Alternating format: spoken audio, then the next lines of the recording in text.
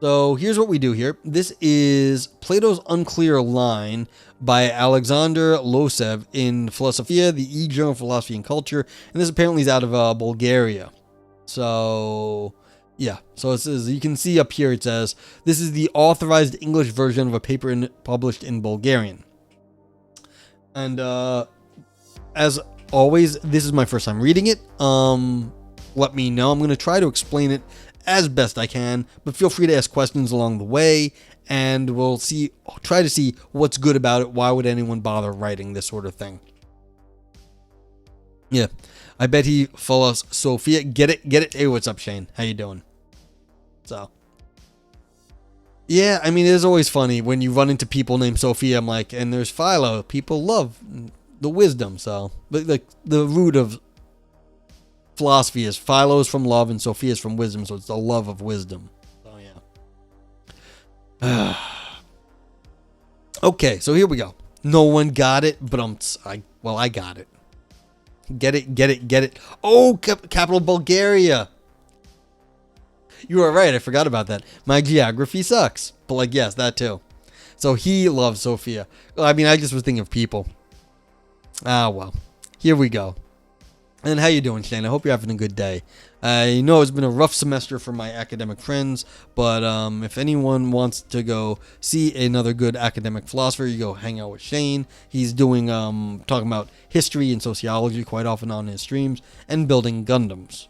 So, good times.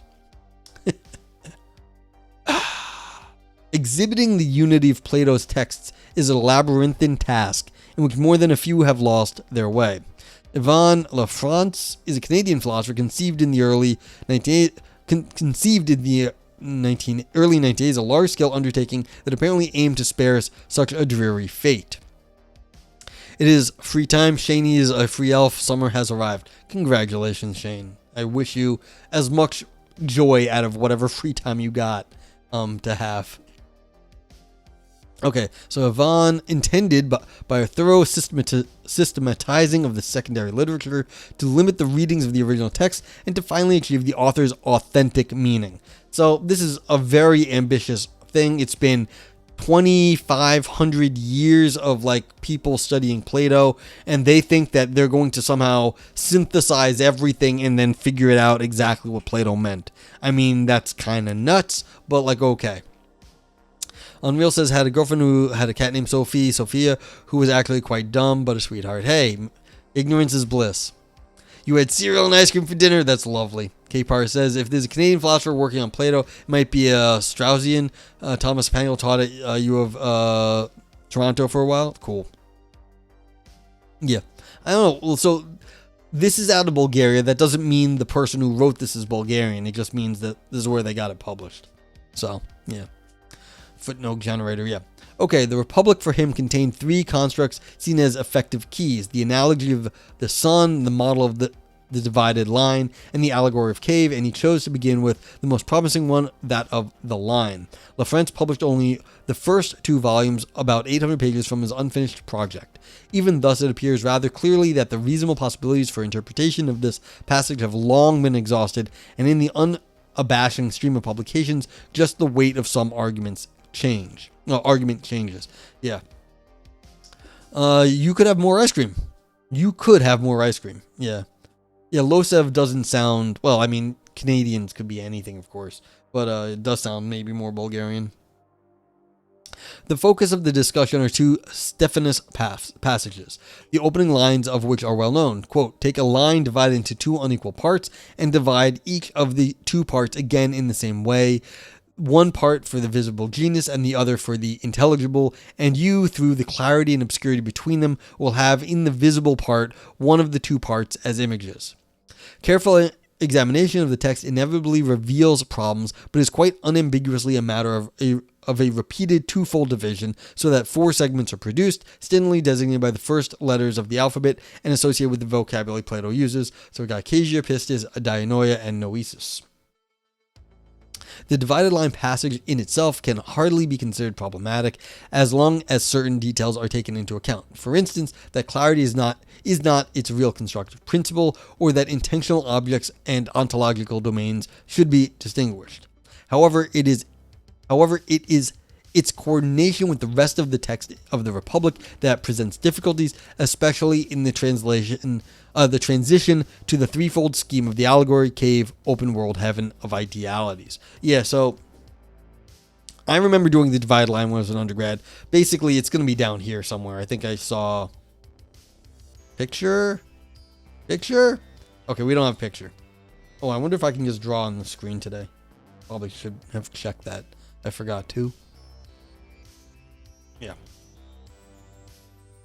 Where was I? Yeah. Do I know footnotes to Plato? Yeah, that was blog, right? That was blog of Pigliucci. Yeah. Your 10 weeks free of nicotine congratulations cost. Yeah. Keeping everything on your body. Getting fat, yeah.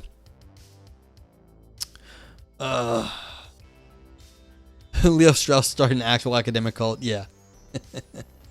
Okay, so let me see if I can divide. Well, I can just write it here. It's actually not so bad. So you got like this, you divide it here, and then you divide it here and here. So you've got like one main division, and then you got two minor divisions. So you've got quarters, basically.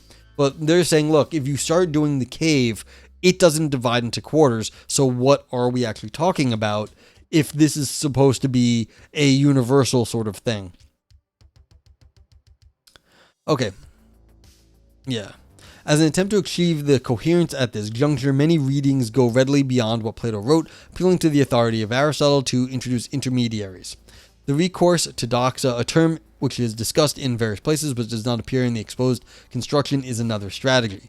Doxa has been previously commented on at the end of Book 5 and reappears after the allegorical narrative, which is at the very beginning of Book 7, but its place and role in the line creates a problem. Instead of wandering through the various books and attempting to smooth out discrepancies, one might just conjecture that the end of Book 6 has been a place convenient for a later addition to the text. Not, oh, it's on YouTube. The blog, I don't think is that. Okay, I don't know. Yeah. Like I said, I don't know a lot about philosophy on YouTube. So, like, yeah. Okay. Preliminary considerations. The divided line begins with twice the repeated division in two, and after again comes the allegory, in which three regions are being distinctly outlined. Some difficulties disappear when the problem of 2, 3, or 4 is approached indirectly. The Timaeus proceeds in a suggestive way. Plato begins with the intelligible and the visible, but then explicitly introduces something third, some third space, and finds it in the four elements that make up the physical world. It is defining and situating of something like this that seems problematic in the divided line scheme, insofar as a theorizing of knowledge pertaining to an indeterminate totality. Let's see, anything? Okay, you guys are chatting among themselves. Yeah, so Timaeus up here. That's one of the books in Plato. Written by Plato. And thanks. Yeah, you hate giving money to billionaires? Yeah. Philip Morris. The four elements are the embodiment of a construction known as a logical square, an exhaustive description by two pairs of independent predicates and their negations. Okay, so yeah, so there's something called the logical square. Let me just draw this real fast. So you can imagine, so like one here, something here, something here, something here. And so like if it's true here, like if the thing here is true, then like the negation of it, so like not that thing is here. And then like, so you can start saying, okay, here and here. Then you can say, well, we'll go over this in a second. So like in this case, there are dry, wet, warm, and cold. Assuming the division of the line is based on the same concept, clear, obscure, and intelligible, visible, which set the four states of the soul. So you've got like clear up here and obscure down here. And then you'd have like intelligible over here and visible. So there's a way to start saying, well, you could have something that would be, clear is here and obscure. So you might have something that's intelligible but obscure, or clear and visible. So it's like these are different sorts of ways of combining concepts, and you do it in like sort of a square shape. And so you can like, you know, have stuff that goes across or down, and then like you can start talking about their properties. That's obscure. Okay. And is this a good idea? I don't know. But people have been doing this for a very fucking long time. You make squares of oppositions, it's called. Yeah. So assuming that the division line is based on the same concept, clear, obscure, intelligible, visible, would set the four states of the soul, pathema, or its abilities. One should note that to discover a square behind the line here, visible is taken to be taken for a metonymy of sensible, and further posing it to be the negation of intelligible. Yeah, so things done by the mind are intelligible, things done by like the senses are visible, but it's different. So the ideas you have, those are the intelligible, but that's not the visible. The visible would be something out in the world. So this is taken to be negation or an antinomy. So like these are opposites of each other. So the vertical is opposite, and then like the horizontal is like, sort of like a different class of thing. So like these are like up and down is opposite, but across is like across class. You want a time machine, you can introduce Plato to black holes, he'd just wrestle you. Okay.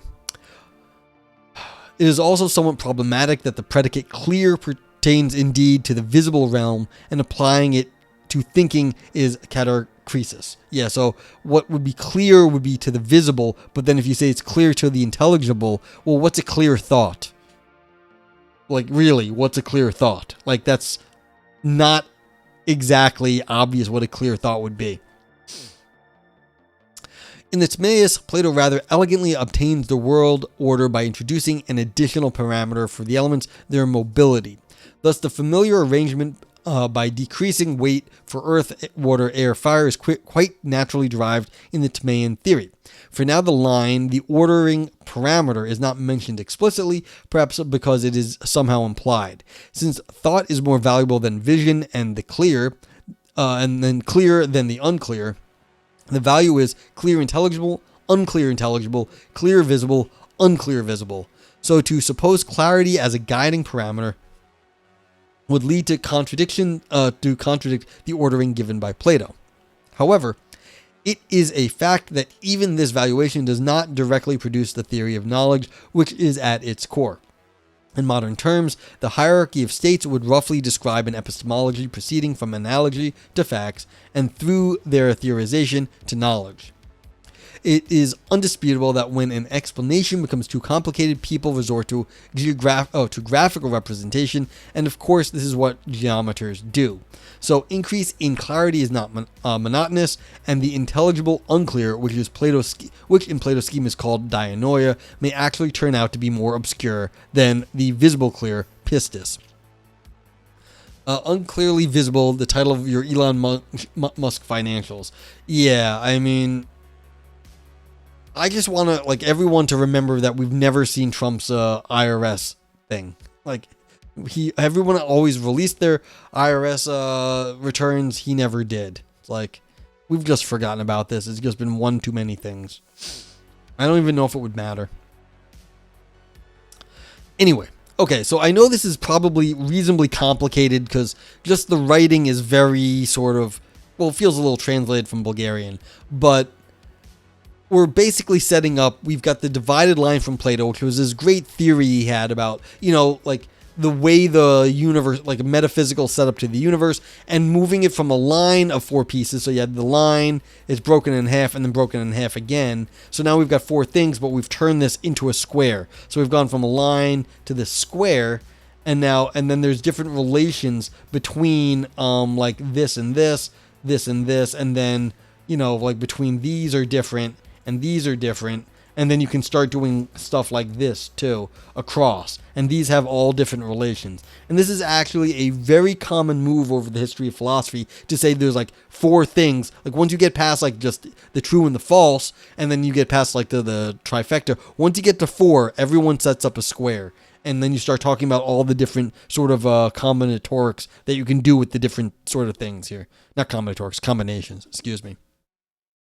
Koss says this also feels extremely nitpicky. Plato uses numbers, and numbers used don't match other numbers for representing different things. Philosophers must put a number in order. Yeah, so this is sort of a construction of Plato. It's fair. So it's is this actually going to be Platonic theory? Well, this is their Platonic theory. There are lots of them. K-Par says, is this all in the Timaeus? Do you know anything about the interlocutors and purpose of that dialogue? No, I don't know. I'm not good enough on my history here. But I don't know of any Like, I don't know if I've seen a square of opposition attributed to Plato before. And so the idea that there's anything like this going on there is probably the construction of this author. That doesn't mean they're wrong. It just means I haven't seen this before. So yeah. Yes, you've seen them attributed to Aristotle because they're used in the logic. And so once you start talking about contraries, but this is using it in Plato's metaphysics, which is different. So yeah, I think exactly, okay, Parse. Adam tuned in, says the square also had a logic form in categorical logic. Yeah, so that's an Aristotelian thing in categorical logic. Universal claims all P's are R's, no P's are R's, some P's are R's, some P's are not R's, and the crossing indication contradictories and contraries, subalterns, and some contraries. Yeah, so this has a formal representation in logic, and this is going back to the syllogistic categorical logic of Aristotle. So Plato was, of course, like Aristotle's teacher, so he may have already known about some of this. I don't know, but like, you don't see this explicitly until Aristotle after Plato, or maybe at least contemporary with it, but you don't see it in Plato. Yeah, the locutus of Borg. Yeah, so Latin. You know, you're getting into the Latin. All right, abilities and their actualizations. Besides figurative language and implicit valorization, some misunderstandings about the line are related to the purely philosophical problem of the status of what we would call today intentional objects as distinguished from ordinary objects.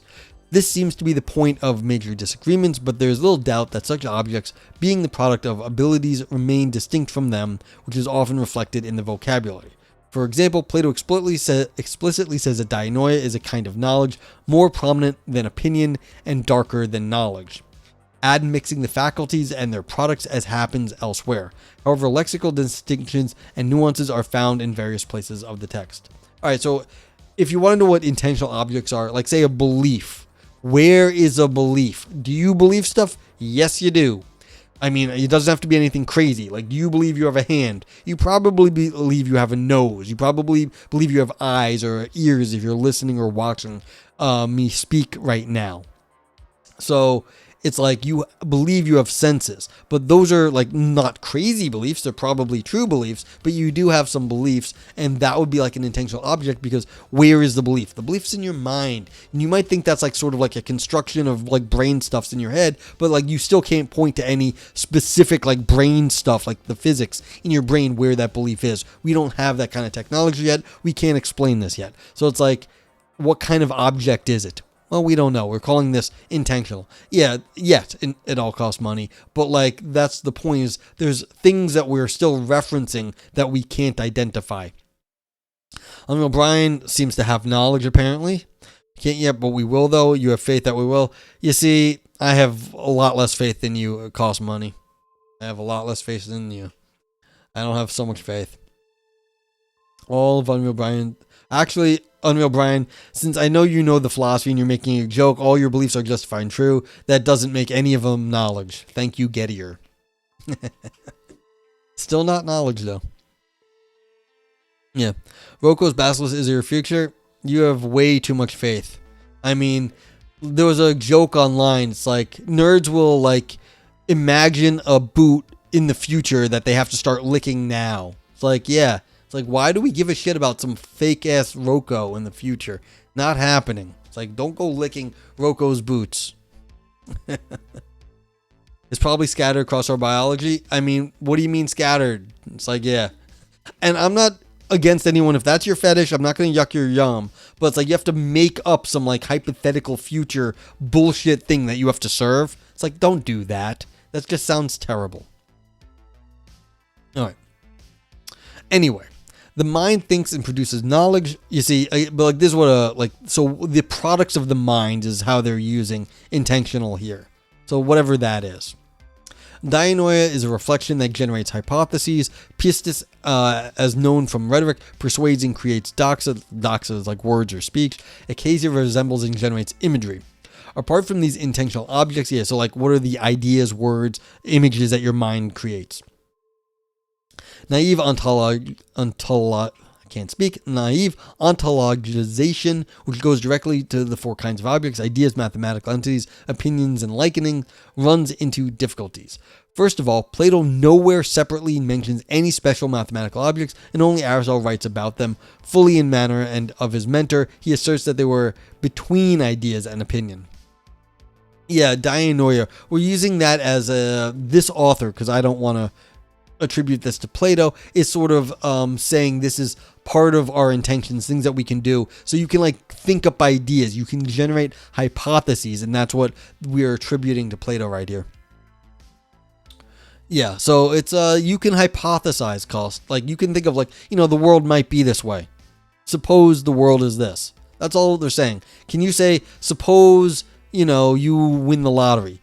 You don't even have to think very hard about this, but like you can do a supposition about like, suppose you're going to walk around your room or something. Like you might be able to do that, you might not. But like you could suppose this stuff. That would be, I guess, a sort of reflection generating like a supposition, generating hypotheses. What would it be like just to get up and turn around? Capar says, I don't know, with Plato usually people take exactly what's said at face value, where he wrote dialogues where the philosopher is dealing with a specific problem, like in the Republic he calls the tragic city and the city in speech, rather than something actually desirable and practically achievable. Yeah, I mean, this is the difficulty of reading dialogues from 2,000 years ago. We don't know if he was exactly what he was doing, and people want to read into it as like, no, this is what he meant, because, that's how you get jobs. You'd be like, I figured out Plato. Reversed boot causality. Yes, chocolate. Why is reflection used? I don't know. But I mean, it's used sometimes. I mean, the idea is we're talking about what can the mind do? Reflecting is something the mind can do. You can reflect on stuff. There's like a sense of reflection means just to like, mull something over. I'm reflecting on what like my life would be like if I, had $100,000 more dollars. Yeah, of course. Exactly, cause that's how you get jobs. You just be like, I figured out Plato. Okay, for quite a few commentators, they are the simple and authoritative answer to the problem of what to associate mental pondering. So yeah, see, now they call it mental pondering, not reflection. So they're calling it a mental pondering. Whatever. Can't highlight there. Capar says I was interested because in statements he criticizes a more algorithmic way of knowing diaresis, where math students trying to split things in two, where one half contains the truth. Yeah, so, well, I don't know where we're going with any of this at this point.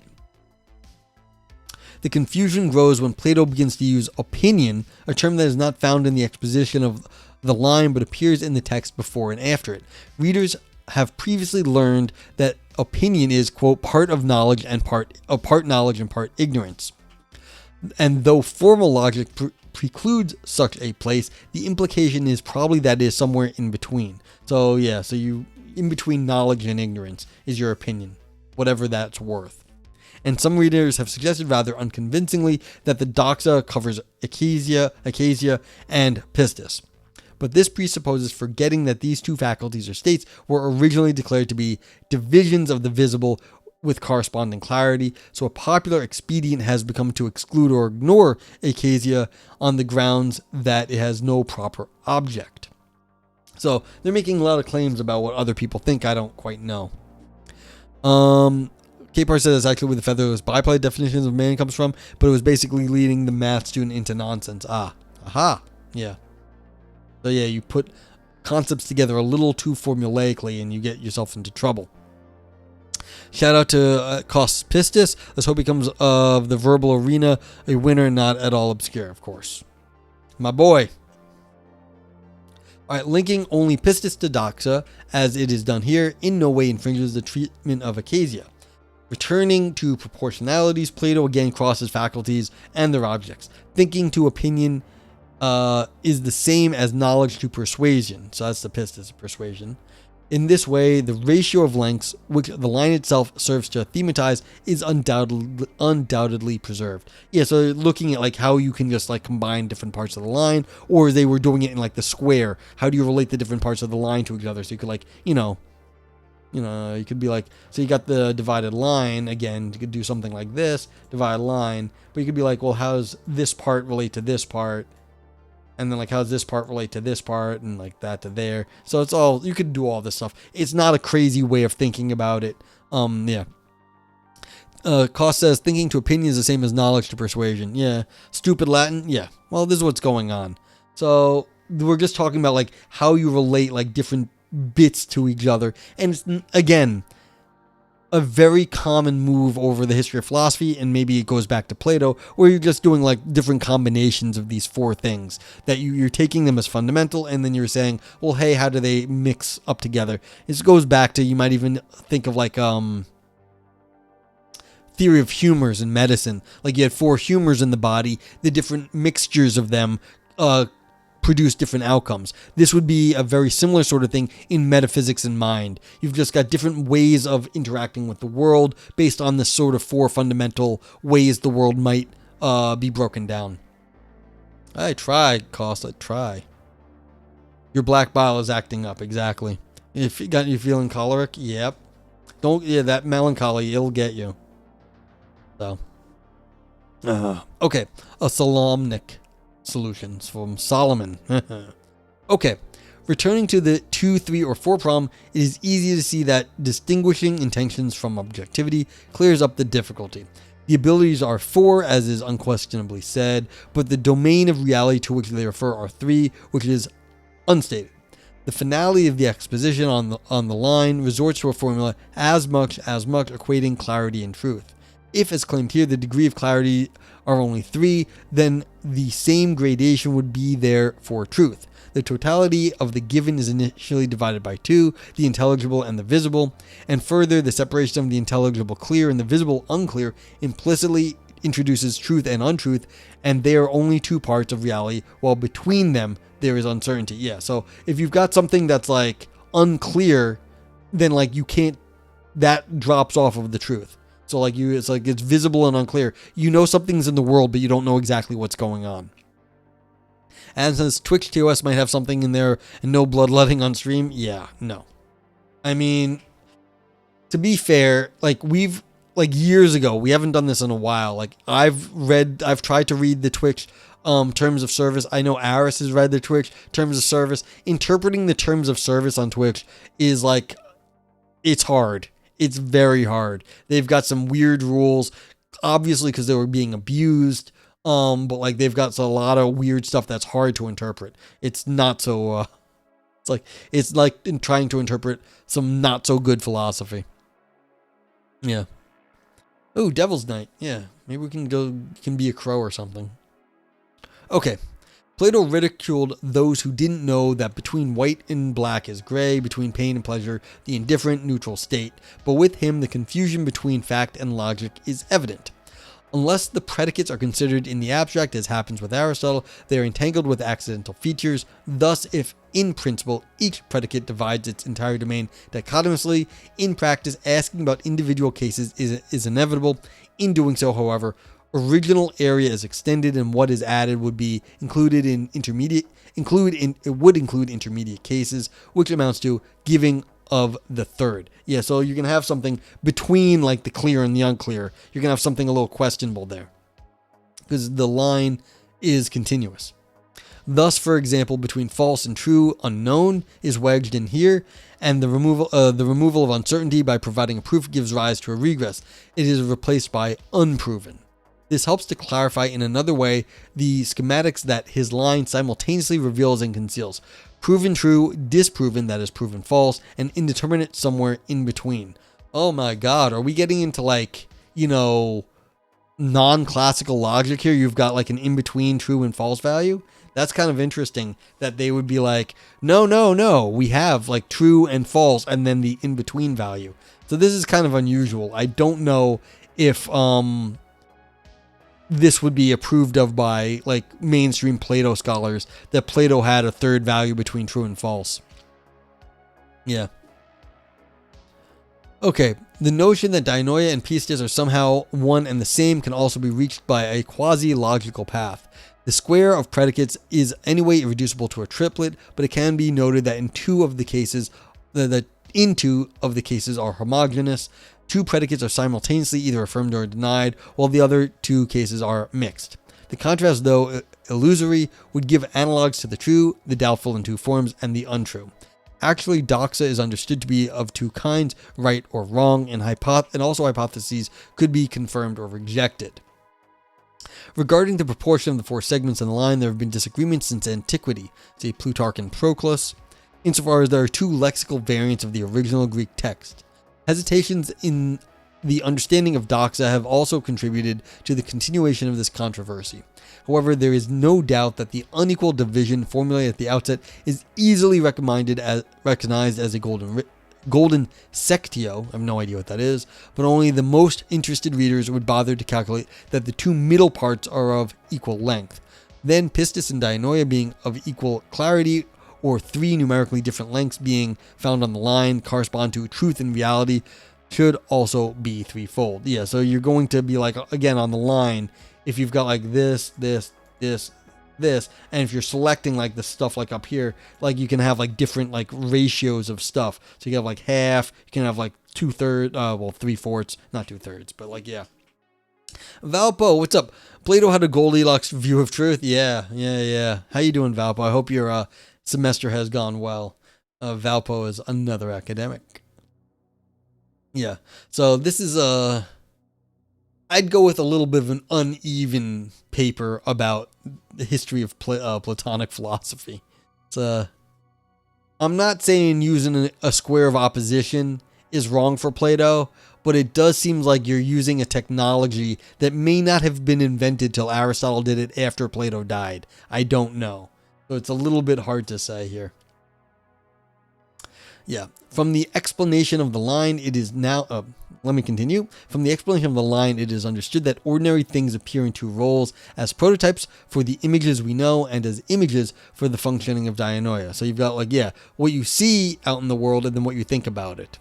In the allegory of cave, between the ideal and the shadows lies the physical world in a doubled form. As attentive readers know, the shadows are artifacts, which in turn are imitations of real objects.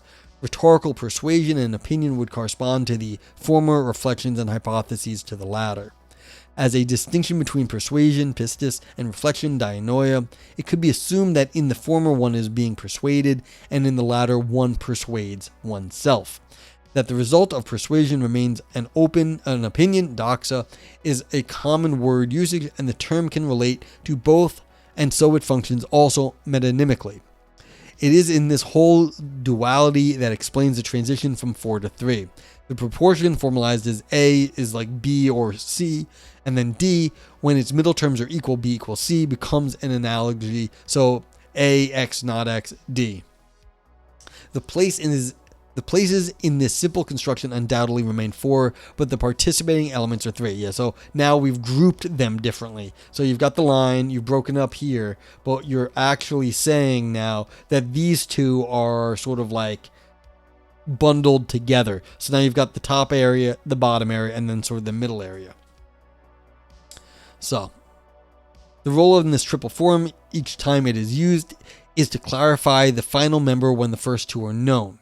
From the shadows and the everyday world move to the ideal one. It is virtually a repetition from the Phaedo, where creatures looking through water, air, aether are described. Lack of experience with the aether is analogous to ignorance of ideas, and the prisoner from the cave would have experience with the fire and the sun before turning to the ideas and the good. Yeah, so we have the idea, we have the experience up here, and then we have ideas down here, which we are very obvious in Plato, like these are the things. And then like the admixture of this stuff, I guess, is all grouped together with like how it differently functions. Like, so if like you have like ideas about the world or whatever, but like that's clearly mixed. You've got world stuff and idea stuff together. And so these are all like sort of the confused stuff. So that's why you're just going to lump all that confused shit together in the middle. But like, that's why you can get to 3 from the 4. Okay. Yeah. So you have to be just right, as Valpo was pointing out. Goldilocks and whatnot. Okay, the hierarchy of values, according to which delusion is at the bottom, the world is above it, and the idea is at the top. Okay, so I had the line the wrong way. Corresponds quite literally to the images of the underground, the open air, and the sun, with which the allegory is told. The implication is that the upward path is associated with an increasing clarity, gradation that does not correspond directly to the symmetrical possibilities from the constructed four-part logical scheme. Thank you, Fat Girther. Okay. Oh yeah, so now we're going to finally get to some diagrams here. An elegant misunderstanding. Plato's philosophy, in a strict historical perspective, is pre-Aristotelian, which means that some of our logically obvious points were not such for Plato and vice versa. Yeah, so I was commenting on this, and I think some of chat was too, that the squares of opposition are Aristotelian, not Platonic. And so the idea that Plato was doing this is hard to make explicit. It would only have to be sort of like implicit that these ideas were there. Then maybe Aristotle ran with them afterwards. So you can see this is a little hand wavy all of a sudden. This is what the author wants to say, but then the next thing they have to say is he just had a vague notion about it. That's always hard, where you're accusing an ancient philosopher of being a little... you know what they meant to say, but like they didn't quite get it right. So he had a vague notion about non-contradictoriness as a principle, but not about the validity of the tertium non deter. So these are things you're going to find in Aristotle, where you could say, look, there's the law of the excluded middle, like so it's either true or false. But then but they're saying Plato's a little vague. Is Plato vague, or is Plato just denying it? Hard to say. If you are someone that doesn't want the tertium non deter, you don't want the third value, then you're saying no, Plato is actually gonna have a third value. And that's what I was pointing out up here, where there's an in-between. Like I said, do you really think Plato wants to say this? And they're coming back and saying Plato didn't really understand. You got to be worried about that sort of thing. Okay. The construction and exploitation of logical squares is pervasive in Aristotelian treatises, which on various occasions features the emergence of four-part schemes from a pair of independent predicates. The Pythagorean quadrivium is the undisputable paradigm for such configuration, which Plato undoubtedly knew. Okay, so he might have knew about something from the Pythagoreans. Visible, clear, and their negations would define the logical scheme, but for the line and for the Republic in general is not seen to play any significant role. For the virtues of the state itself, four qualities are simply listed, and the rather incoherent explanation is given that when we know three of them, we understand the fourth. The types of governments follow the traces of Hesiod without any reference to his own logic. The text actually joins the genus of the ideal state to the four types from the genus of the non-ideal one, and so reaches the number 5. Yeah, so now they're combining the different states together here in groups. So you can get from 4 things, you can say, well, take these 4, and then you start combining more of them together. With the same disregard to logic, to the disciplines organized in the Pythagorean quadrivium, stereometry is added. I have no idea what stereometry is. Stereometry? Okay. Combinatorial logic is exhaustive and systematic, while Plato is mostly interested in the construction of hierarchies. You see, this just all sounds like they're like, well, Plato didn't know all this stuff, so Plato was being vague, but this is what Plato really meant. That's really hard. It's really hard to make these sorts of claims. Plato was smart. A lot of things happened after Plato died. Why? But reading our history, our technology back into Plato, I don't quite like this strategy. It's like you have to, as someone was saying in chat, you either take Plato at face value or you kind of got to leave it. If you want to do something more cool, but you have to explain Plato better in that case. You don't accuse Plato of not knowing what was going on, because then you're just doing something else. Unreal prefers the rhombus of disagreeableness. Yes, that does sound like a better place to be. Okay. So this is again, this is the line again. So this was that line I drew before where you've got like here, here, here, and here. And you can see that was the combination of all the stuff in the middle. Like these two get grouped together because it has a lot of world mixed with world, and so you've got all the like things that you could be mistaken about, but also has some ideas and some like delusion about how stuff is. So yeah. So all right. I mean, I don't think this is a terrible idea to like show how you could get from the divided line of 4 to like a line of 3, but that's not the only claim they're making here. Okay, let me drink for a sec.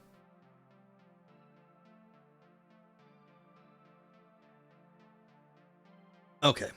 After the most valuable category is associated with ideas and the most despicable, with the fallacy of similes in the middle remains the everyday world, about which, sorry, his mustache is annoying me, about which there are incomplete opinions and speculations.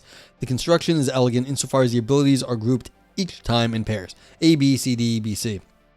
And this is what I meant about combinations. Okay, for the latter, the intentional objects are not explicitly stated, nor does it have its own descriptive name, but it is in it that the figurative speech manifests itself. It makes evident that clearly is catachresis or that doxa may be a metonymy. Right, so now they're saying, well, this is really what Plato meant over here. You can see it in the writing. And when Plato's text later mentions the eye of the soul, this metaphor undermines the original division of intelligible and visible. Fooling with elementary mathematics, more stylistics than insight, may have motivated to compose the supposed explanation, which hinders rather than helps understanding. Whether the divided line is an afterthought or for which a convenient place was found at the end of book 6 is anyone's guess. Yeah, and see now this is whatever, dude. It's like, oh yeah, was he just playing with mathematics and making shit up? Who the fuck knows? Like, that's not helpful though. All right. Sorry about my complaints at this point. Abstract understanding of truth and falsity implies ignoring the subject, while knowledge and ignorance implicitly acknowledges his presence. Who's his on this sentence? I don't know what the his refers to. Who's his presence? All right, its presence. Let's just go with its, because this is again translated. The aporia of knowledge without subject troubled not only Plato's philosophizing, but also most of the subsequent tradition. Truth, intelligible or visible, is schematized by the line, while the subject's adventures are recounted in the allegory of the cave. Logic is seen to function through binary oppositions that breed pairs of terms, but a return from it to the concrete can take some other form. Plato asserts that there is thinking which is not knowledge. Still, whether it is to be called dianoi or doxa remains unclear. Moreover, where the subject truly knows, its presence is superfluous. There is truth itself, as Plato would probably have expressed himself. Okay, and then there's an appendix where you've got like pictures. Okay. Yeah, see, this is how they're, you can see here, this is how they're getting the overlap. They're saying, like, this world bit where everything's in the middle here, it's, like, neutral to, like, you know, good or bad. This is just our experience. It's neutral. So you've got this stuff in here, and then you've got negative confusions and, like, just, like, the, impressions of like stuff, which is like, you know, whatever hallucinations we might have. There's the world, which is a mix of like whatever we're thinking and the world out there. And then you've got the ideas up here, which is good. And like, that's where you get the forms. So like, you know, it's interesting to break the line up in this way. Cost says, can we write this author to thank them for their time and to please continue to expand on these ideas in perhaps a bi-monthly blog? I mean, go right ahead. I mean, I don't feel like giving anyone advice about writing philosophy. I'm not someone that probably, I mean, people have asked me, but like, no one really likes unsolicited advice. If you want them to read more, you can look them up. I mean, we do have the link to their, you know, you can be like, what's it called? Do this. You can go look them up and go see what other things you have. For all you know, they do have a bi-monthly blog on this. Okay. But anyway, here's what we do now. We have the emote review. So, anyone in chat is now welcome to participate. We use emotes to rate the paper. And so you can see the emotes in chat below. If you don't see them in your chat, they're BTTV emotes. You can just install the extension and then you can see them there. But what we do is we use the emotes to rate the paper. So if you thought this was fun and made your brain dance, give it a brain dance. Spelling and capitalization do matter. Brain dance. Nog Scream for existential or artistic drama. Nog Oro, the Ouroboros, for deeper ancient ideas. Nog Knife for slicing and dicing arguments. Nog Navel, navel gazing only for academics. Nog Turd, all style no substance, still poop underneath. And Nog Grapes for big claims that shrivel up. Then we also have the global vote yay and vote nay of Twitch, and my vote meh. Anything in the green will make I give it an overall score, makes the overall score go up. Anything in the red will make it go down. The vote meh actually makes it go to the middle. So yeah. So we've got a turd. Sorry about that, because you can't put a comma between them. If you don't fix it, I will later. Yeah. So we got 2 navel gazings and a turd from Cost Money. K-Pars gave it a Ouroboros, a navel gazing, a grapes, and a meh. Thank you for your ratings. I'm thinking it's this. Yeah, this was a little bit bit off more than, well, it did bite off more than it could chew. It's just, this is not my, like, this seems just more like, it's a cute idea. Okay, how to group the line in a different way. Not a bad idea. And you can make it a square of opposition. We just saw that you can, like, sort of, build the line in, like, sort of a split line to, like, demonstrate, like, this property. But, like, yeah, it was just, like, it was, I felt like a little weak towards the end where they're saying, well, Plato could have meant this. Well, Plato, like, didn't. So this is why I feel like there's a grapes. It's like, they tried to, like, make a big claim about, oh, this is really how to understand the divided line. And, they did make some progress in that direction. But in the end, it was just kind of like, well, Plato was vague. He didn't quite understand. It's like, well, no, according to your theory, Plato was vague. Is this justified by the text? And, maybe it is, maybe it wasn't. It didn't feel like this was like a super, like, textually based, like, theory here. So I don't know. Genuflect Philochad. Yes, exactly. So what are we going to say? So this is a vote meh, I think. I don't know if it's a nay. We've had, like, straight up bad stuff. Not grapes, I think we're going to give it. Yeah, I can see why everyone's giving it a navel gazing. Like, no one else cares about this except for, like, academic philosophers. That's fair. I mean, I don't feel like doing it, but, like, yeah. So, yeah, for deeper ancient ideas, it's like, you could give it a, it is talk about the, might as well give it an Oro for the ancient stuff. Like, so they tried to do something here. But, yeah, I'm going to also Nog Navel, I guess. Well, I feel bad about the Nog Navel. Maybe I'll just, yeah. When you start using ancient Greek as navel, I'm sorry. I took a seminar on Plato. Yeah. Fair. Like, you're right. It really is. So, okay. Anyone else want to get in? We'll get in now. Try. Thank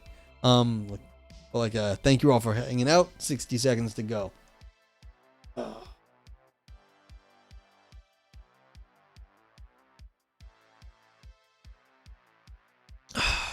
Sheet.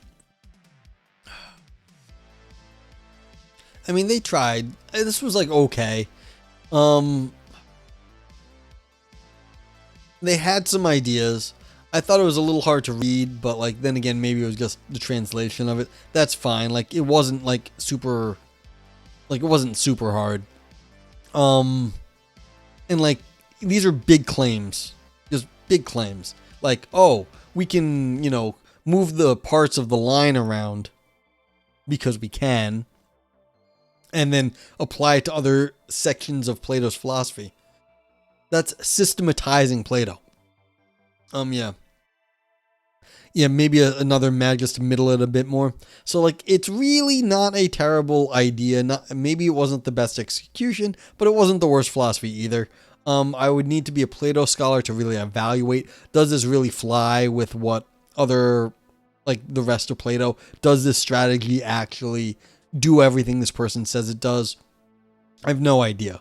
Like, they do seem like there were references here, but I can't guarantee it. Okie dokie.